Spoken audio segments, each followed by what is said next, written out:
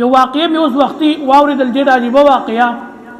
فرمایي د قبیلې بنو طی د هغې څه مال راغلی و نبي علیه الصلاة وسلام له، مال غنیمت و. په دغې مال کې څه زنانه هم راغلي وې، نور مال پکې هم و. نو نبي علیه الصلاة وسلام د هغې د لیدو دپاره ورغی، هغې نظر واچو چې څه دي پکې. ځکه د نبي علیه الصلاة وسلام عادت مبارکه به دا وه چې نبي علیه الصلاة وسلام له به مال غنیمت راغی نو محتاجو باندې به هغه تقسیم کو، د صحابه کرامو سره به ښېګړه کول، غریبانان، فقیران، عاجزان د هغوی به حصه کوله. نو نبی علیه الصلاة وسلام چې کله په هغه مال غنیمت باندې نظر واچو نو یو زنانه پکې نبی علیه الصلاة وسلام ولیدل، او هغه زنانه داسې وه چې د هغې په سر باندې لوپټه نه وه او صادر لوپټی نه وه. نو د زنانه هیئت هم بیا داسې چې ښکارئ. نو وایي نبی علیه الصلاة وسلام صحابه کرامو ته وفرمیل، خپل صادر مبارک یې واخیستو او وی فرمیل وی دا هغې زنانه له ورکوئ چې خپل سر پې پټ کړي او په ځان یې راواچوي.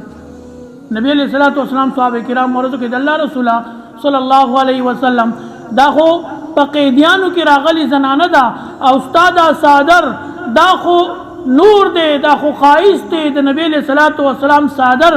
په هغې پسې به صحابه کرامو ارمانونه کول چې ځان پورې معمولي غونته کې وصول او برکت پې حاصل او د الله رسول صلی الله علیه وسلم تو زنانه له دغه ورکې، قیدي زنانه د هغې له خپل صادر ورکې.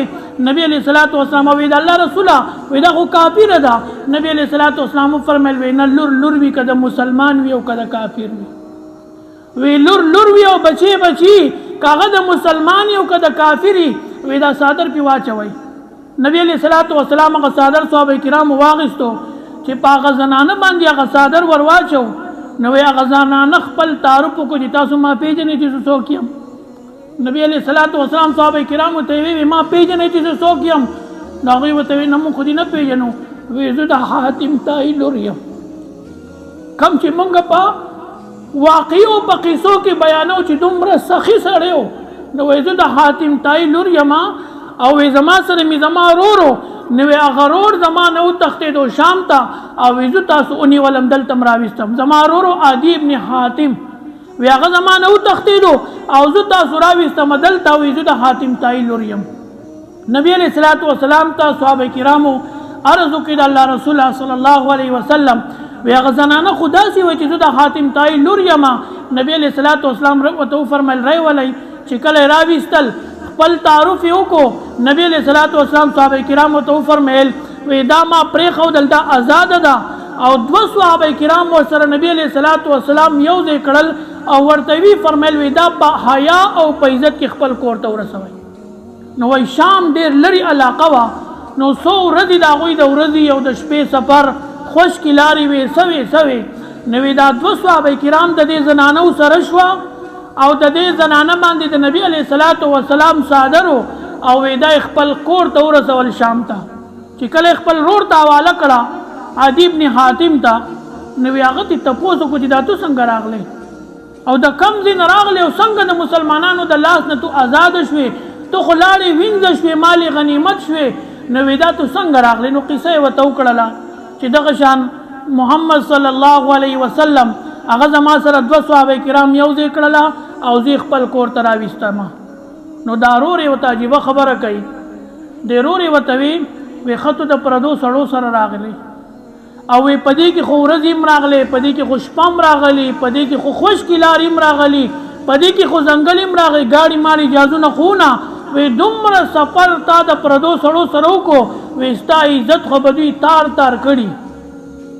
نو هغه خور دې ورور ته ډېره عجیبه خبره وکړه. دا ګوره دا د نبی علیه الصلاة وسلام د صحابه کرامو اخلاق دي.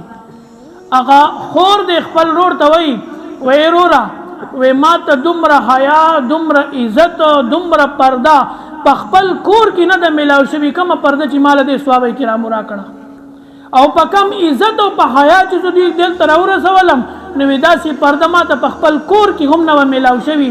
دا داسې خلک دی. هغه وی دومره قدردان خلک دی، وی دومره خلک دی. نو وی د هغه ځای نه دا دواړه را روان شول او د نبی علیه الصلاة وسلام په لاس باندې ایمان راوړو، مسلمانان شول. دا د نبی علیه الصلاة وسلام اخلاق دی. صحابه کرامو په اخلاق باندې خلک مسلمانان کړي. نبی علیہ الصلوۃ والسلام په اخلاق باندې د زمانه کافران مشرکان مسلمانان کړي او نبی علیہ الصلوۃ والسلام په اخلاق باندې دین اسلام خور کړي. نن زمونږ اخلاق داسې دي چې خلک وایي چې مسلمان وي خو چې د مسلمان دا کار را پکې نه وي. نن زمونږ داسې مسلمانی دا زما عزتمندو د نبی علیہ الصلوۃ والسلام اخلاق د نبی علیہ الصلوۃ والسلام د صحابه کرامو اخلاق خپلول پکار دي او د ځان نه شروع کول پکار دي. شروع د وسو پوری زمونږ اخلاق چې هر څنګه وغیر کوي د دینه بعد په خیستو اخلاق باندې هغه مقام ملاویږي چې کم مقام ټول شپه په عبادت نه ملاویږي او کم مقام ټول ورځ په عبادت نه ملاویږي هغه په خیستو اخلاق ملاویږي. الله دې د نبی علیہ الصلوۃ والسلام اخلاق مونږ ته را نصیب کړي. واخر دعوانا الحمدلله.